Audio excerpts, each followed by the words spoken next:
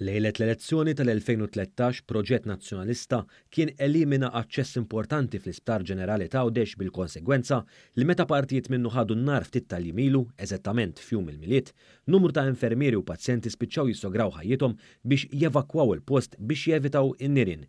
Ir-rapporta dwar dan il-Gazzetta Kulħadd fil-ħarġa tagħha tal-ħadd li għadda. Il-Gazzetta spjegat kif fis-6 ta' frar tal-2013, xahar wara l-bidu tal-kampanja elettorali, il-Prim Ministru Lorenz Gonzi u l-Ministru għal Għawdex Giovanna De Bono inauguraw estensjoni tas-sala tal-operazzjonijiet fost kritika qalila dak iż-żmien dwar l-istat miżerabbli li kien tħalla fih l-Isptar Ġenerali.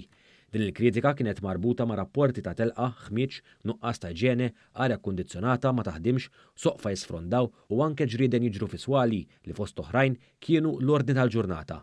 Fil-fatt, fl-istat li kien tħalla jaqa' fih dak iż-żmien, l-isptar kien jiġi deskritt bħala tat-tielet dinja. Madankollu f'nofs il-ġen biex tiġi inaugurata din l-estensjoni, in-nuqqas ta' pjanar serju wassal biex jiġi eliminat kuritur li kien jifret is-sala tal-operazzjonijiet mis-sala tal-irġiel u ġon ġewhom it-tnejn ħajt ma' ħajt. Bekk l-emergency exit fis-sala tal-irġiel ġiet awtomatikament eliminata mingħajr ma ttieħdu miżuri oħrajn biex ipattu għaliha. Fil-fatt dakinhar tal-inaugurazzjoni, il-Ministru Giovanna De Bono kienet ammettiet li l-isptar kien jeħtieġ ristrutturar qawwi bl-iskuża li ilu jaqdi s-servizzi tas-saħħa f'Għawdex għal kważi 40 sena. Dan minkejja li għal 25 sena ta' qabel ma kien sar prattikament xejn. Fl-istess inaugurazzjoni il-Prim Ministru ta' dakinhar Lorenz Gonzi kien ftaħar li tali investiment kien imsejjes fuq il-prinċipju u twemmin li l-bniedem għandu jkun fiċ-ċentru tal-politika.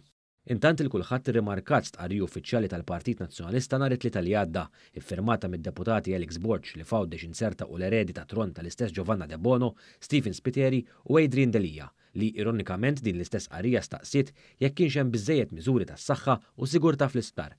L-istess għamel b'mod separat l-eks Ministru Chris Said fuq il-medja soċjali tiegħu. Said, li ironikament ta' xar snin ilu kien ukoll preżenti għall-inaugurazzjoni tas-sala ġdida, it-tlieta stess staqsa għaliex f'ċertu swali tneħħa ħruġ ta' emerġenza u qatt ma reġa' sar.